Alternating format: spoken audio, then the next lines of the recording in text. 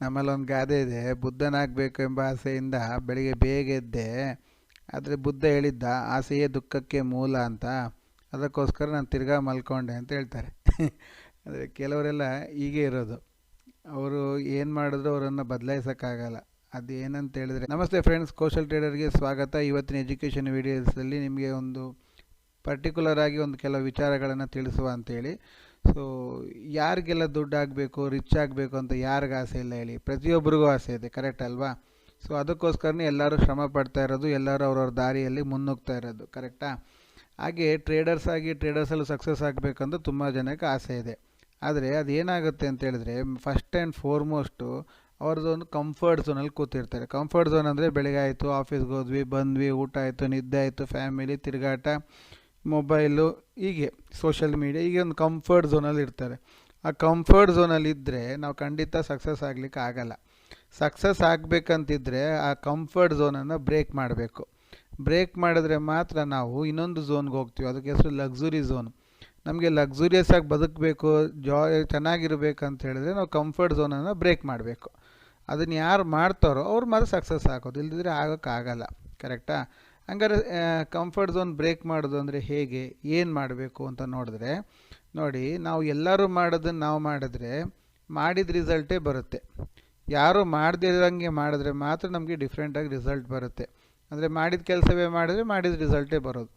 ಮಾಡದೇ ಇರೋದು ರೀತಿಲಿ ಮಾಡಬೇಕು, ಕರೆಕ್ಟ್ ಅಲ್ವಾ? ಅಂದರೆ ಸಮಥಿಂಗ್ ಡಿಫ್ರೆಂಟ್ ಆಗಿರಬೇಕು, ಚೇಂಜಸ್ ಆಗಿರಬೇಕು, ಕರೆಕ್ಟಾ? ಅದಕ್ಕೋಸ್ಕರ ನಾವೇನು ಮಾಡಬೇಕು? ಓದಬೇಕು. ಅಂದರೆ ಸ್ವಲ್ಪ ನಾಲೆಜ್ ಬೆಳೆಸ್ಕೊಬೇಕು. ಲರ್ನಿಂಗ್ ಮಾಡಿ ಬೇರೆ ಬೇರೆ ವಿಷಯಗಳನ್ನು ತಿಳ್ಕೊಂಡು ಅದ್ರಲ್ಲಿ ನಾಲೆಜ್ ಬೆಳೆಸ್ಕೊಂಡ್ರೆ ಮಾತ್ರ ನಾವು ಎಲ್ಲರಿಗಿಂತ ಡಿಫ್ರೆಂಟ್ ಆಗಿರ್ತೀವಿ. ಅವ್ರ ಥರ ನಾವು ಸಹ ಊಟ, ನಿದ್ದೆ ಇದೇ ಮಾಡ್ತಾ ಕೂತ್ರೆ ನಾವು ಅದೇ ಥರ ಇರ್ತೀವಿ, ಕರೆಕ್ಟ್ ಅಲ್ವಾ? ಸೊ ನೋಡಿ, ನಮ್ಮ ಟ್ರೇಡಿಂಗಲ್ಲಿ ಬಂದಾಗ ಬ್ಯಾಕ್ ಟೆಸ್ಟ್ ಮಾಡಬೇಕು, ಅದೆಲ್ಲ ಸ್ವಲ್ಪ ಕೆಲಸ ಇದೆ. ಓದಬೇಕು, ಬ್ಯಾಕ್ ಟೆಸ್ಟ್ ಮಾಡಬೇಕು, ಸ್ವಲ್ಪ ವೀಡಿಯೋಸ್ಗಳು ನೋಡಬೇಕು, ಇದೆಲ್ಲ ಕೆಲಸ ಇದೆ. ಸ್ವಲ್ಪ ಹಾರ್ಡ್ ವರ್ಕ್ ಆಗುತ್ತೆ, ಇಲ್ಲ ಅಂತ ಹೇಳಲ್ಲ. ಆದರೆ ಅದೇ ಹೇಳಿದ್ದು, ಆ ಕಂಫರ್ಟ್ ಬಿಡಬೇಕು. ಇದು ಯಾವುದು ಕಿರಿಕಿರಿ ಬೇಡ ಅಂತ ಹೇಳಿದ್ರೆ ನಾವು ಇದ್ದರಲ್ಲಿ ಏನು ಹೇಳ್ತಾರೆ, ಹಾಸಿಗೆ ಇದ್ದಷ್ಟೇ ಕಾಲು ಚಾಚು ಅಂತ ಹೇಳಿದ್ದಾರೆ ಮೊದಲನೇವರು. ಸೊ ನಮಗೆ ಹಾಸಿಗೆ ಎಷ್ಟಿಷ್ಟ ಆರಾಮಾಗಿ ಅಷ್ಟೇ ಕಾಲು ಚಾಚ್ಕೊಂಡು ಕೂತ್ಕೊಳ್ತೀವಿ ಅಂತ. ಆದರೆ ಮೊದಲನೇವ್ರು ಯಾರೂ ಸಹ ಹಾಸಿಗೆನ ದೊಡ್ಡದು ಮಾಡಬೇಡ ಅಂತ ಯಾರೂ ಹೇಳಲಿಲ್ಲ. ನಾವು ಕಾಲನ್ನು ಮಡ್ಚ್ಕೊಳಕ್ಕೆ ಹೋಗ್ತೀವಿ, ಅದೇ ನಾವು ಮಾಡ್ತಿರೋ ಥಿಂಕಿಂಗ್. ಅಂದರೆ ಹಾಸಿಗೆ ಇದ್ದಷ್ಟು ಕಾಲು ಚಾಚು ಅಂತ ಹೇಳಿದ್ರು, ಅದು ನಮ್ಮ ಕಾಲು ಉದ್ದ ಇತ್ತಂದರೆ ನಾವು ಹಾಸಿಗೆನ ದೊಡ್ಡದು ಮಾಡಬೇಕು. ಅದನ್ನು ಮಾಡೋಕ್ಕೆ ಹೋಗಲ್ಲ, ನಾವು ಕಂಫರ್ಟ್ ಬಿಟ್ಟು ಹೋಗಲ್ಲ. ನಾವು ಇದ್ದಿದ್ದರಲ್ಲಿ ಅಡ್ಜಸ್ಟ್ ಮಾಡ್ಕೊಳಕ್ಕೆ ಹೋಗೋದು, ಅಡ್ಜಸ್ಟ್ಮೆಂಟ್ ಲೈಫ್ ಅಂತ ಹೇಳ್ತಾರಲ್ಲ, ಆ ಅಡ್ಜಸ್ಟ್ಮೆಂಟ್ ಲೈಫಲ್ಲಿ ನಾವು ಕಾಲ ಕಳೀತಾ ಇದ್ದೀವಿ, ಕರೆಕ್ಟ್ ಅಲ್ವಾ? ಅದನ್ನು ಬಿಡಬೇಕಂತ ಹೇಳಿದ್ರೆ ನಾವು ಫಸ್ಟ್ ಆ್ಯಂಡ್ ಫಾರ್ಮೋಸ್ಟ್ ನಾವು ಪ್ಲ್ಯಾನಿಂಗ್ ಎಲ್ಲ ಚೆನ್ನಾಗೇ ಮಾಡ್ತೀವಿ. ಹಿಂಗೆ ಮಾಡಬೇಕು, ಹಂಗೆ ಮಾಡಬೇಕು, ಈ ವರ್ಷ ಹಿಂಗೆ, ಈ ವರ್ಷದ ರೆಸಲ್ಯೂಷನ್ ಹಿಂಗೆ, ನಾನು 2024 ಮುಗಿಯೋದ್ರೊಳಗೆ ನಾನು ಹೀಗಾಗ್ತೀನಿ, ಹಾಗಾಗಿ ಎಲ್ಲ ಹೇಳ್ತೀವಿ ಪ್ಲ್ಯಾನಿಂಗು. ಆದರೆ ಏನಂದರೆ ಅದೆಲ್ಲ ಖಾಲಿ ಭಾಷಣ ಆಗೋಗುತ್ತೆ. ಯಾಕೆಂದರೆ ಆ್ಯಕ್ಷನ್ನೇ ಇಲ್ಲ. ಆ್ಯಕ್ಷನ್ ಇಲ್ಲ ಅಂತ ಹೇಳಿದ್ರೆ ಈಗಲ್ಲ, ನಾಳೆ ಮಾಡೋಣ, ನಾಳೆ ಮಾಡೋಣ, ನಾಳೆ ಮಾಡೋಣ. ನಾಳೆ ಎಂಬವ್ರ ಮನೆ ಏನಾಗುತ್ತೆ ಅಂತ ನಿಮಗೆ ಗೊತ್ತೇ ಇದೆ, ಅದು ಗ್ಯಾರಂಟಿಯಾಗಿ ಹಾಳಾಗುತ್ತೆ, ಕರೆಕ್ಟ್ ಅಲ್ವಾ? ಹಂಗಿದ್ದಾಗ ನಾವು ಆ್ಯಕ್ಷನ್ನೇ ತಗೊಳ್ಳದೆ ಹೋದರೆ ಅದೆಲ್ಲ ವೇಸ್ಟ್ ಆಗುತ್ತೆ. ಸೊ ನಾವೇನು ಹೇಳೋದಂದರೆ, ಫಸ್ಟ್ ಆ್ಯಂಡ್ ಫಾರ್ಮೋಸ್ಟ್ ನಮಗೆ ಗುರಿ ಮುಟ್ಟಬೇಕು. ಅಂದರೆ ಒಂದು ದೊಡ್ಡ ಲೈಫಲ್ಲಿ ಚೆನ್ನಾಗಿ ಸಕ್ಸಸ್ ಆಗಿರಬೇಕು ಅಂದರೆ ಒಂದು ಬೆಟ್ಟ ಹತ್ತಬೇಕು ಅಂತಿದ್ರು, ಏನೇ ಆಗಬೇಕಿದ್ದಿದ್ರು ನಾವು ಒಂದೇ ಸಲ ಅದನ್ನು ಮಾಡ್ತೀವಿ ಅಂದರೆ ಆಗಲ್ಲ.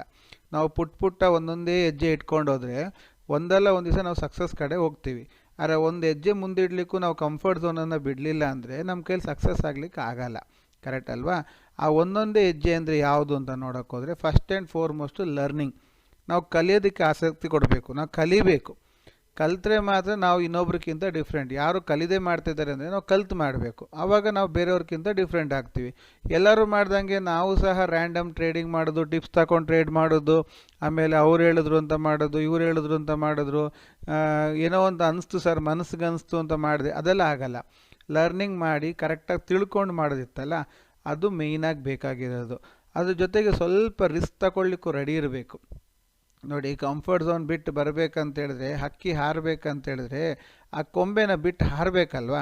ಆ ಕೊಂಬೆ ಬಿಡಲಿಕ್ಕೆ ಭಯಪಡ್ತಾ ಕೂತ್ರೆ, ರಿಸ್ಕ್ ತಗೊಳ್ಳೋದೇ ಇದ್ದರೆ ಹೇಗೆ ಹಾರೋಕ್ಕಾಗುತ್ತೆ? ಆಗಲ್ಲ. ಸ್ವಲ್ಪ ರಿಸ್ಕ್ ತಗೊಬೇಕು. ಭಯ ಬಿಡಬೇಕಂದ್ರೆ ಸ್ವಲ್ಪ ರಿಸ್ಕ್ ತಗೊಳ್ಳೇಬೇಕು, ಆವಾಗ ನಾವು ಸ್ವಲ್ಪ ಮುಂದೆ ಬರ್ತೀವಿ, ಕರೆಕ್ಟಾ?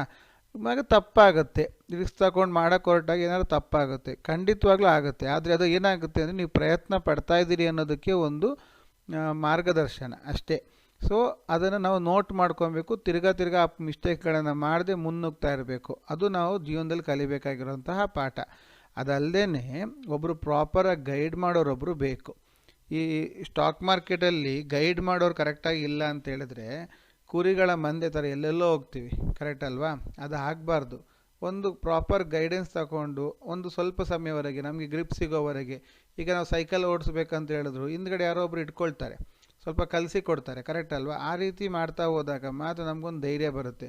ಒಂದು ಸ್ವಲ್ಪ ದೂರ ಆದಮೇಲಿಂದ ಆಗುತ್ತೆ. ಅದಕ್ಕೆ ಕೊನೆವರೆಗೂ ಅವರೇ ಇಟ್ಕೊಬೇಕಂದ್ರೆ ಅದು ಸಾಧ್ಯ ಇಲ್ಲ. ನಾವು ಸೈಕಲ್ ಸ್ವಲ್ಪ ಸಮಯವರೆಗೆ ಅವರನ್ನು ಅವಲಂಬಿತರಾಗಿ ಇದ್ದು ನಾವು ಕಲಿತು ಆಮೇಲಿಂದ ಧೈರ್ಯದಲ್ಲಿ ಅವ್ರು ಬಿಟ್ಟರು ಸಹ ನಾವು ಹೋಗ್ತೀವಿ ಅನ್ನೋ ಒಂದು ನಂಬಿಕೆ ಬೆಳೆಸ್ಕೊಳ್ಳೋದಿತ್ತಲ್ಲ, ಅದು ರೊಟೀನ್ ಆಗಬೇಕು. ಆ ರೊಟೀನ್ ಆಗೋದು ಕೆಲಸವೇ ಈ ಝೋನಲ್ಲಿ ಬರಬೇಕು. ಅಂದರೆ ಲರ್ನಿಂಗ್ ಝೋನಲ್ಲಿ ಬಂದು ರಿಸ್ಕ್ ತಗೊಂಡು ಮಿಸ್ಟೇಕ್ಸ್ಗಳನ್ನು ನೋಟ್ ಮಾಡಿ ಗೈಡೆನ್ಸ್ ತಗೊಂಡು ಹೋಗ್ತಾ ಇದ್ದರೆ ಖಂಡಿತವಾಗ್ಲೂ ಸಕ್ಸಸ್ ಆಗಲಿಕ್ಕಾಗತ್ತೆ.